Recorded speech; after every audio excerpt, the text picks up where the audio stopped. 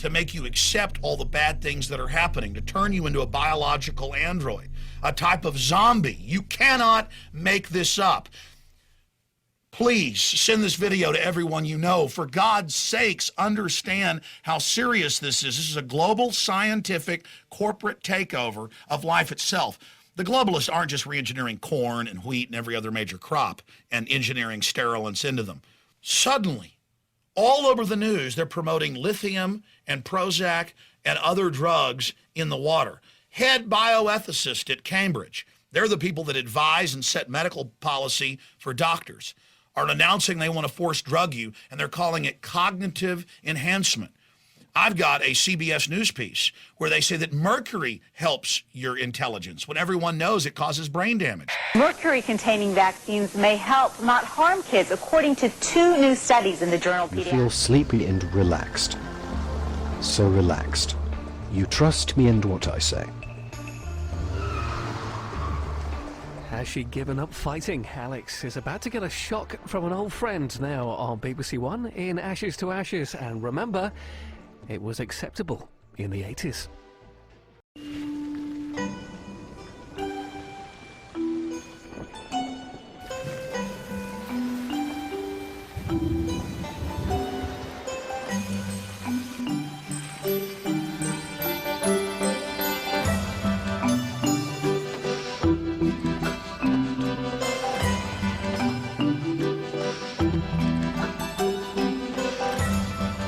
Well now, with some strong language on BBC One and BBC HD, the weather's a top talking point with Andrew Marr in Britain from above.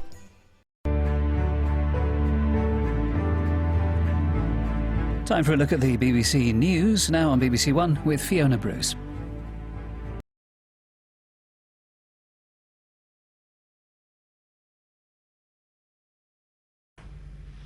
Okay, we're off. Hello, David. Hi. What message have you got for the journalists who work at the BBC? Well, journalists who work for the BBC, and I was one, the message is think for yourself, and don't take the norms in society, and this is what I would say to any journalist, don't take the norms in society as the point of reference for how you see the world and how you report the world, because that's what happens. I saw it in journalism myself. People say, so you're saying that all journalists are involved in, they're all manipulating. No. What happens in journalism, mainstream journalism I'm talking about, is they take the norms in society at any point, and that's their point of reference. So anyone that is saying or doing things outside of those norms is in my case, ridiculed because they're outside the norm. So a few centuries ago, today's journalists would have ridiculed anyone that said the earth was round, because the norm was at that time that it was flat. And so it's important for journalists to open their minds to see that the norms are not necessarily everything there is to know. But then you've got the next level with the BBC and mainstream journalism in general, in which there are limits to what you're allowed to put out. You know, if you reported someone like me in a, this guy takes the points and this and all this stuff, then that's fine. You can report me on that level.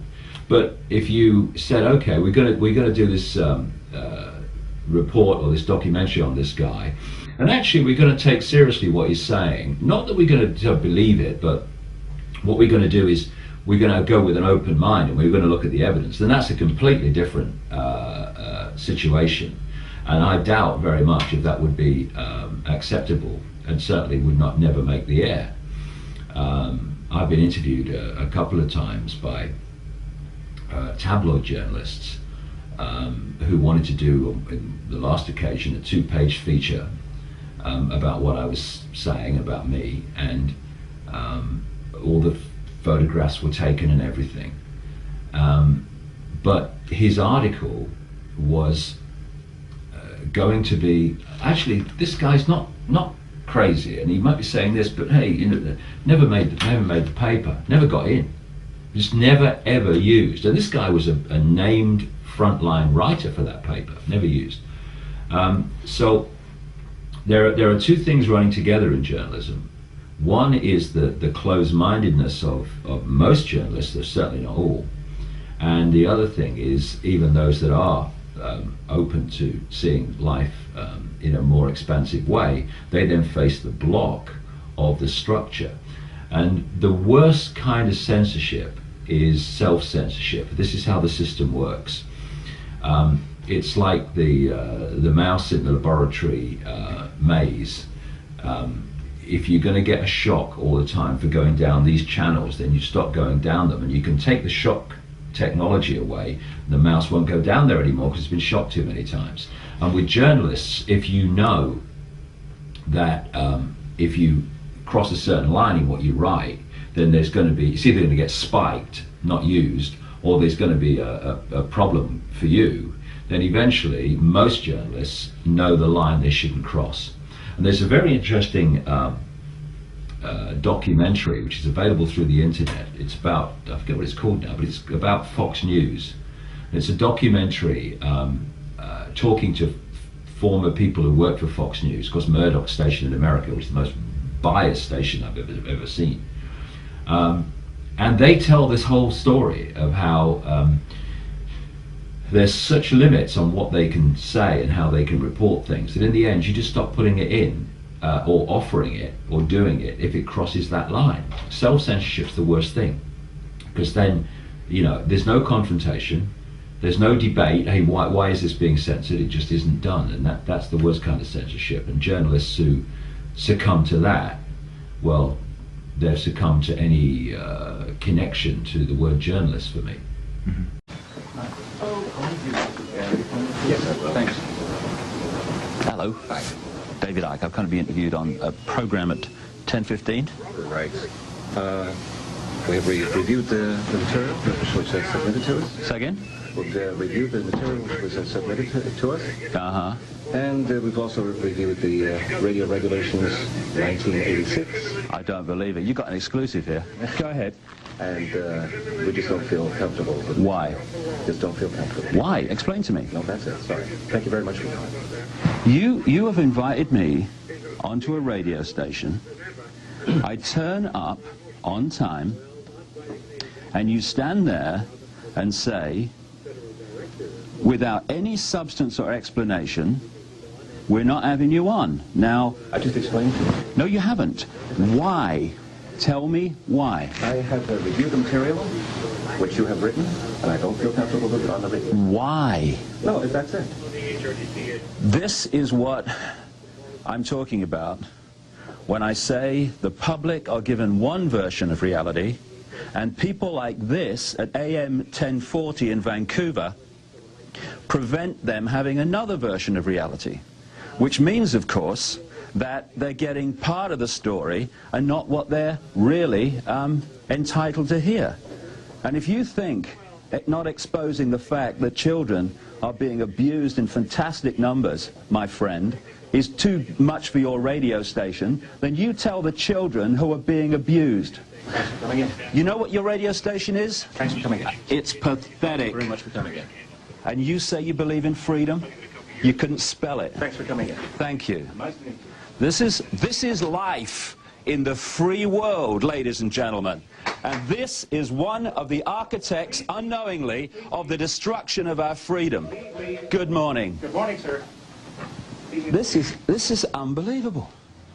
No explanation, no substance, no debate, just that's it. No conspiracy, no suppression of information, ladies and gentlemen of the world. Well, you've just seen it yet again. You did say you were sick of doing radio interviews. That's not the point. Whether I have to do one after the other to get this information out is irrelevant to the fact that the information again and again is being suppressed. Why? They'll tell you what the government wants you to know. They'll tell you what the transnational corporations and the stock market want you to know. They won't tell you what they don't want you to know. And people like that are unknowing, frightened little men who are editing the news while claiming to be part of a media that is free. It was in reading some of the writings of David Icke that the decision was taken. Hang on a minute. Why isn't this guy in the courts of Canada? Because he out and out calls two of our former prime ministers of Canada. He says they are rapists. And I'm that if he truly believes that there is a superhuman extraterrestrial power overriding everything that happens on this planet that stifles opinion and stifles free speech, then why is he still with us? Why haven't the lizard men taken him out? Thursday, the coalition has failed to convince VTV, a popular local television station, to cancel David's scheduled appearance. Finally, David has a chance to put his side of the story across to the people of Vancouver. Joining me now is David Icke and SFU psychology professor Dr. Barry Beierstein, who is also president of the BC Skeptic Society. Dr. Beierstein, whether or not Mr. Icke's theories make sense, why do you think he has a following when a lot of people would think that the ideas are completely out of this world? What research have you done on that? I'm just trying to get this question from Nothing. Dr. Beierstein. And you make statements like that. That's nonsense. Well, I think the nonsense is in the other side, but that aside, your question was why do people believe it? Well, I think people like to enchant themselves, and this is classic mystery mongering. People want there to be grand conspiracies, and they want the world to be an even more mysterious place than it is, and they want simplistic, pat answers for why they're not happy, why the world isn't the wonderful place they think it should be, and that is more satisfactory. Professor, just a minute, let me finish. That's more satisfactory psychologically than the sort of thing that science and decent scholarship will say. Well, let's get Mr. Icke to respond to that. Professor, did you major in patronizing the people of British Columbia? Because you really ought to have done. Tell me about... Hold on a second. Hold on a second. Let's stick with your silly ideas, not the people that believe them. Okay. Let's talk about, first of all, why Jewish groups are calling you anti-Semitic. Because I'm getting too close to the truth. When you get too close to the truth, they can assassinate you, or they can assassinate your character. In my case, they've chosen the latter. How would you respond to that, Dr. Beierstein? Don't get into these convoluted and paranoid fantasies that people are trying to shut you up. I mean, and what are you doing? You're on one of the biggest media outlets in Vancouver right now. That's hardly shutting you up. I've actually had 2 major interviews on radio pulled this week by the owners of the network. I've had book signings cancelled because of attacks on my character. Tangible, perhaps, for us to hold on to, is the claim that we are run by reptiles, that the royal family is reptilian, the reptile cities under the earth, and that these Illuminati include presidents and prime ministers, Burt Bacharach, and Bob. The man who invented the... Yes, you have. Burt Bacharach attends a place called Bohemian Grove, along with people. I've named people that attend Bohemian Grove. And suggesting that they're part of the Illuminati. Right, I have named certain people as part of the Illuminati, but other people attend that place that we're not. Well, this is an easier one for us to sort of get a grasp on than sort of the cosmos as a whole. Is the belief that our royal family are shapeshifters. Well, where have I got this from? I mean, did I sit in a darkened room and think, I think that's what it is? I have travelled to more than 40 countries over 14 years. I've talked to thousands of people from every walk of life you can imagine. And once you start to get a reputation for this, you become a magnet for people who know things but don't know how to get them out, so they come to you. And this whole idea of non-human entities manipulating our world by, if you like, possessing the human form of certain bloodlines has come to me from endless sources of people from, like I say, every different walk of life you can imagine, who told me their experiences, from people who've experienced seeing members of the royal family in this strange non-human state. I got a call from a lady in America who is the head of an organization called Parents Against Ritual Abuse. I hadn't gone public on this reptilian thing at all at the time, and I was talking to her about the scale of child satanic ritual abuse in America. In the middle of this conversation, she said to me, "Can you help me?" She said, There's something I don't understand. Can you explain why so many of my clients tell me that during these rituals the participants turn into reptiles?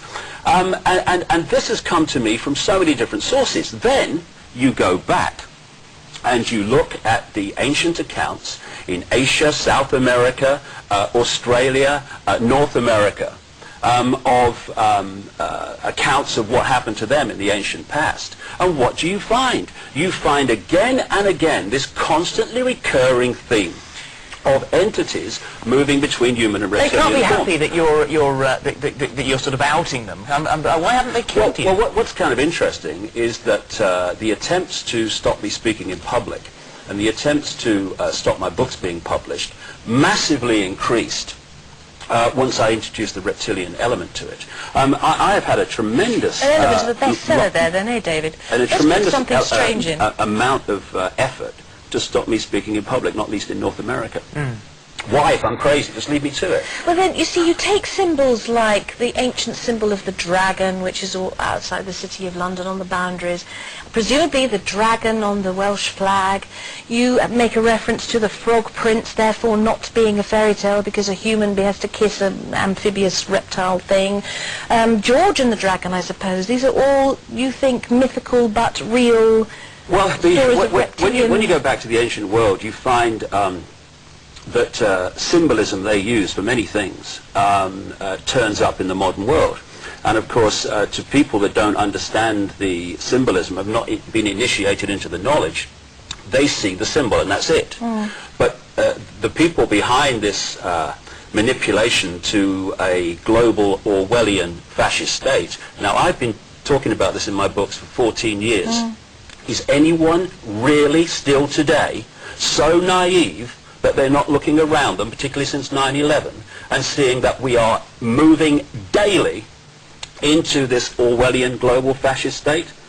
Well, we've reached the level that the law is now being changed, so when you enter American airspace in a plane, you can't queue for the toilet. I mean, what else in our lives is going to be controlled? Since 9/11, we certainly live in a very, very different world. Where so who was behind 9/11? Well, it takes a big old leap of faith to jump into the fact that it was actually caused by lizards. Well, you're talking on that level. When you read this book, Alice in Wonderland and the World Trade Center disaster, one of many, many books produced since 9/11, with real research and real journalism, you see that the official story of 9/11 is taken apart.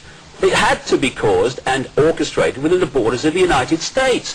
You won't see that on Trevor McDonald Tonight. You won't see that on ITN. But the real researchers and the real journalists who don't work for the mainstream media can take 9/11 apart. It is a lie from start to finish. So not one strand of the official story fits with another. So you suggest the Americans, this is you suggesting, not our thoughts, but you suggest the Americans created 9/11 to frighten us into thinking, well, in that case, we must have a war on terrorism. Well, yes, in a basic theme, yes, but not Americans. The force that controls America and controls the American government.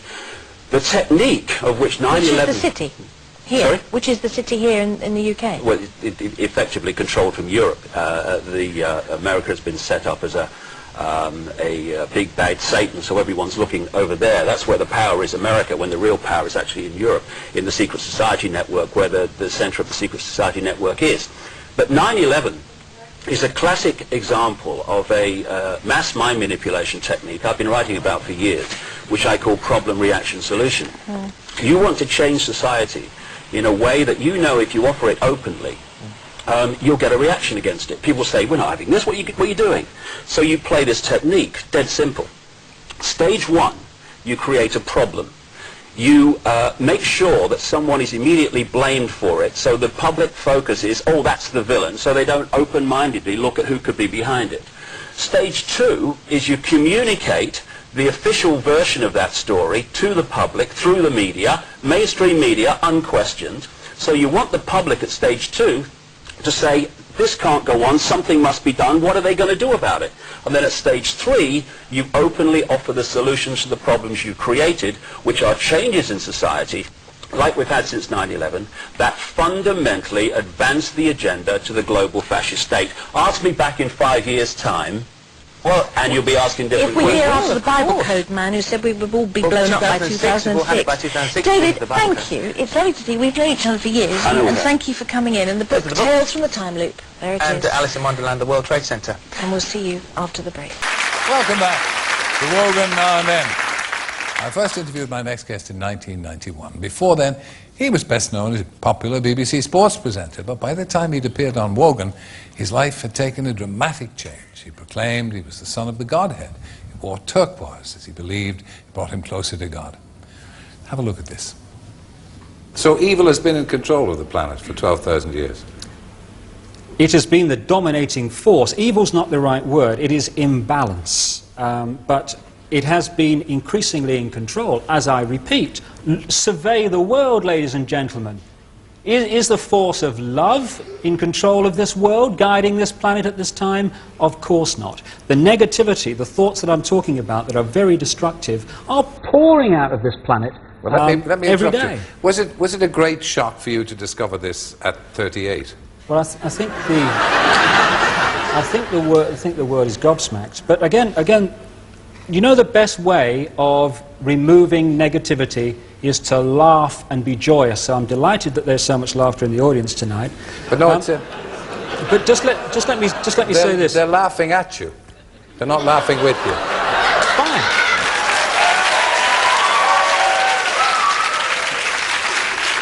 I didn't mean that to be hurtful. I don't want you to misinterpret it. They're not laughing in sympathy with you. So, well, 15 years ago, he was ridiculed for his prophecies about natural disasters around the world. And now he has a controversial new view about who really is running the world. I'm delighted that he's agreed to come back. David Icke.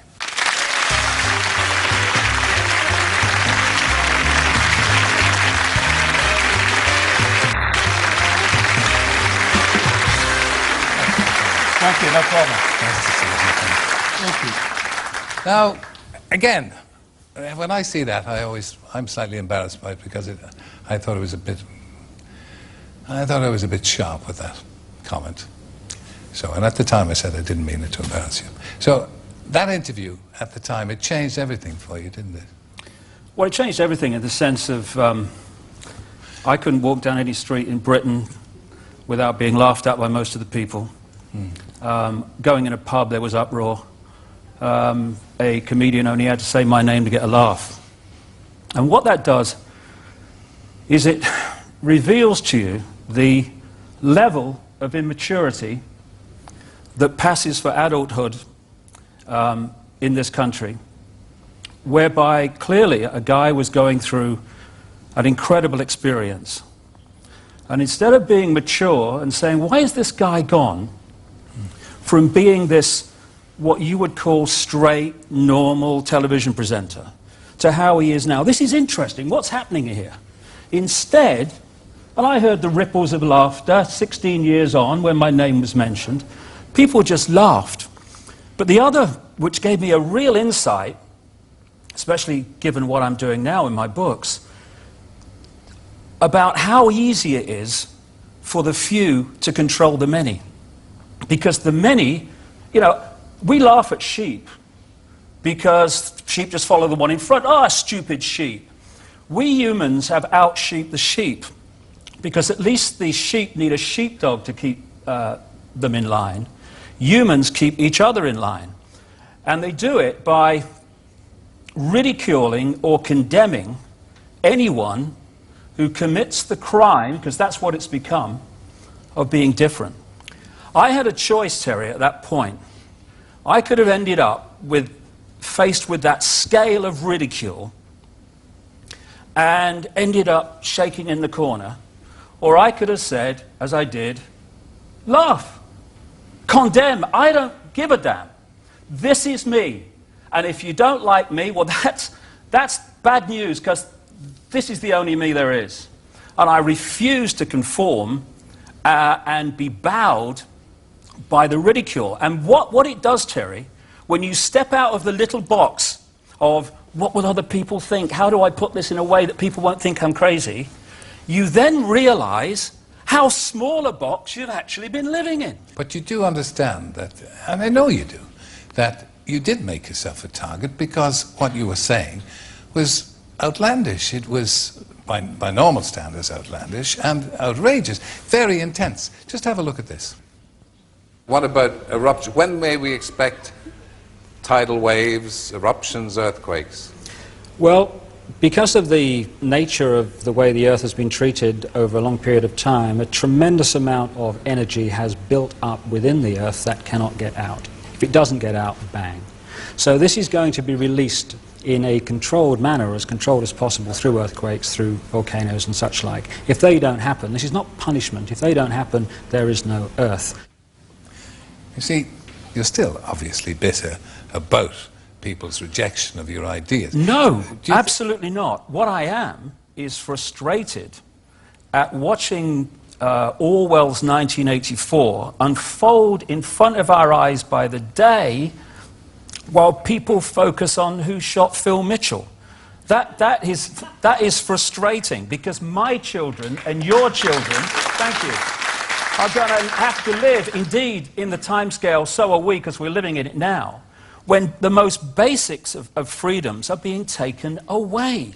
Yeah, and this is happening all over the world, and it's coordinated. Now, if people want to think that that's all happening by accident, please be my guest. I don't give a damn. But who is, the evidence is that it's not. Eh? If it's controlled, it's not happening by accident. Who is controlling people or trying to control them? Well, there is a network of families that you can take back to the ancient world, to places like Babylon, Sumer, which is now Iraq. You can chart them through to Rome, where they were responsible for the Roman Empire and the creation of the Roman Church. God save us from religion, by the way. And then they came up into Europe to become the European aristocracy and royal families. Then through the great empires of Europe, especially the British Empire, but others too, these family bloodlines and the secret society network through which they manipulate themselves into power were exported all over the world. And then when the point came where the European colonial powers appeared to give independence to these countries, that was only on the surface. What actually happened was the family bloodlines and the secret society network through which they manipulate was left out in these former colonies, and they've gone on controlling them ever since. So what you have is a hidden hand where events are manipulated, like 9/11, which not just me, but endless other researchers now around the world have taken apart the official story. It insults the intelligence of a 10-year-old. And you have a hidden hand manipulating events, and the whole goal of it is centralization of power to the point where humans are little more than controlled clones. Who is the hidden hand? I mean, who are these hidden hands? This network of families I'm talking about. You find that people that are in positions of apparent power, like prime ministers and presidents, are actually puppets of the real power, which doesn't put itself on public display. Why would it? I mean, does anyone really think that George W. Bush is running America? He probably couldn't tie his shoelaces, never mind run a country. Let me tell you this. Tell me about the project for the new American century. Tell me about it. I know nothing about it. Exactly. Well, let me tell you then something that you should know about. And this is written down. In the 1990s, an organization was created in America called the Project for the New American Century. The people who created it were the people that have run the Bush administration from the moment it came to power. In the year 2000, in September, the Project for the New American Century produced a report, a document, calling for a series of conquests of countries, one of which was Iraq. It actually says in the document, words to the effect of, we must use the excuse of Saddam Hussein to go into Iraq. But look, can I interrupt? No, hold a second. No, but honestly, no. Honestly, you see this? See, but this is the thing, Terry, you see. No, but honestly. You say to me... America is an open society, isn't it? Oh, please. It's not an open society. I've got some seafront property in Birmingham, Terry, you might like to buy, mate. Honestly. Please. David. And they say I'm crazy and weird.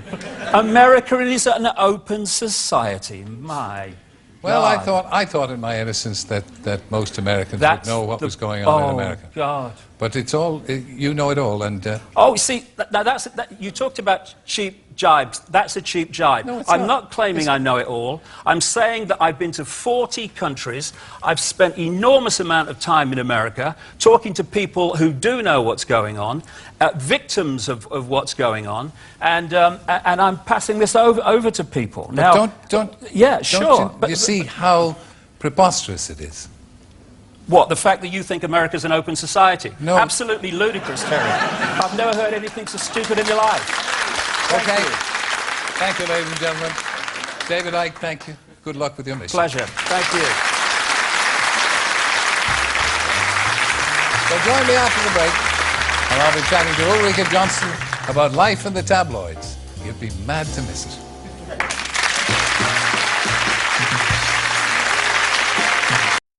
Round and round, swirly, swirly, you're in a swirly trance and so relaxed.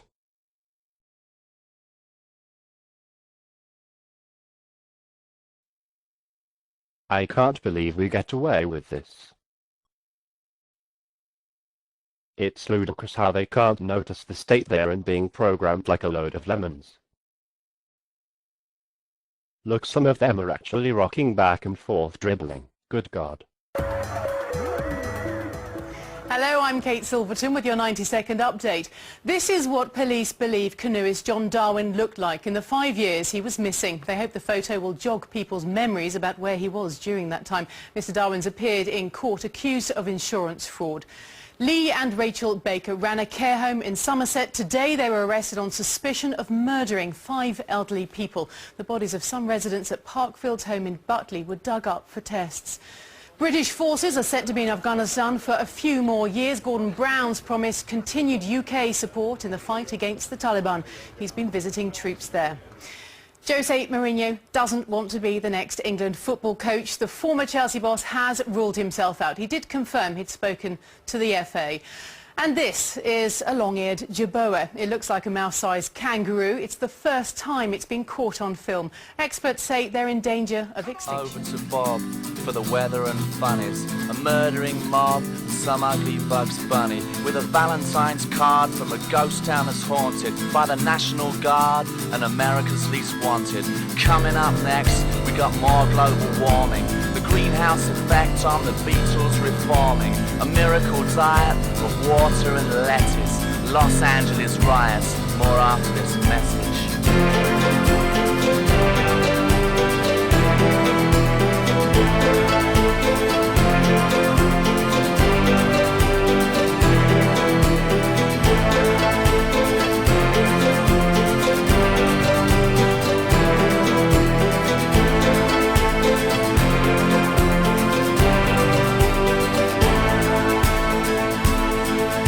In the next half an hour, the jury with their verdict.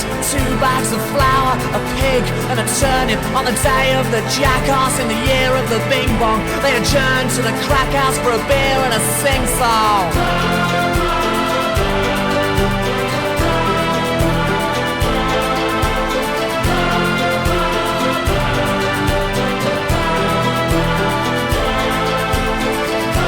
If only you'd stay to the end of this story. I'll tell your mum and dad not to worry. I'll love you forever when the TV is gone, and I'll love you now when it's on. Potatoes and meat from the heart of America to the eyes and the teeth and the arsehole of everywhere, for the great of the good and the love of the nation, to the boys in the hoods with a crucifixation. Cable the network to the land of the plenty where the tables are set, but the cupboards are empty. It's sexy, it's groovy, it's big and it's clever. Turn on and tune in and switch off forever. Turn on, tune in, switch off forever. Turn on, tune in, switch off forever. Turn on, tune in, switch off forever. Turn on, tune in, switch off forever.